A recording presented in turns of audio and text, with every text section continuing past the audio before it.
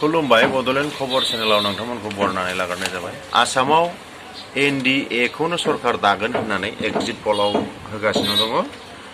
जेरखम एक्सिस माइ इन्डियाया एनडिए खौ 88 निफ्राय 100 सिम देरहागोन होनदों आरो बिरोधी गटखौ बिरोधी ऐक्य मन्चखौ 24 निफ्राय 36 आरो गुबुनफोरखौ 0 निफ्राय 3।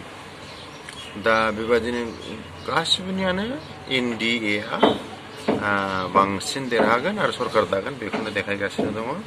4 तारिखआव जोङो दा बेखौ नेनांगौ एक्जिट पलनि मथेनो जागोन ना एसे आलदा जागोन।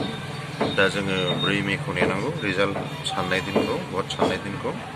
थिग बेबायदिनो बेंगलावबो बिजेपिआ बिराद जुजिनो हादों ममता बेनार्जीजों टिएमसि माने तृणमूल कंग्रेसजों। दा बेवहायबो हयथ' बिजेपिआ माने सरकार दानोबो हागौ। अबेबा एक्जिट पलनि माबायावथ' बिजेपिखौनो दागोन बादि देखायदों। बेनिफ्राय तामिलनाडुआव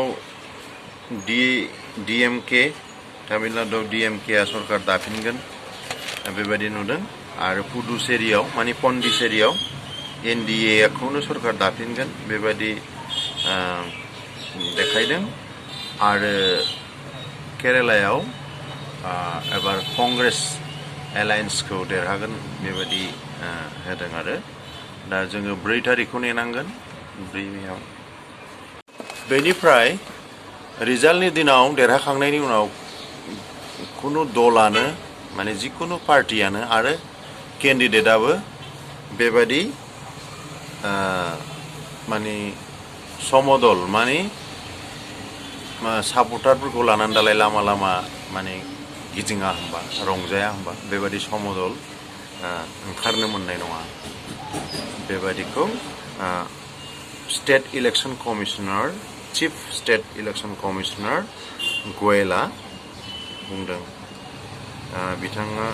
बिथां अनुराग गयेलआ बुंदों जे देरहानायनि उनाव खुनु दोलो आरो केन्डिडेटआनो बेबायदि समदल दिरुननो मोननाय नङा। दा अखिल गगैआ मा होनदों? अखिल गगैआ होनदों एक्जिट पलआ जिखि बुङा मानो सरकारा बिरोधिफोरनि अपोजिसन पार्टि एबारनि दा अपोजिसन जायफ्रा दङ बिसोरसो सरकार दागोन माने गावसोर सरकार दागोन बेखौ बुंगासिनो दङ। दा गावना माने मेन गुरुत्वआनो जाहैबाय स्ट्रं रुमफोरखौ मोजाङै रैखाथि होनानै माबायावसो दोननायावसो गाव गुरुत्व दङनो अखिल गगैआ। दा जोङो 4 मेआव मिन्थिसिगोन सोर सरकार दागोन सोर केन्डिडेटफ्रा देरहागोन। नोंथांमोना बे चेनेलखौ साबस्क्राइब खालाम शेयार खालाम आरो लाइक खालाम गुरै खावलायनाय थाबाय। एसेनोसै गोजोन्थों।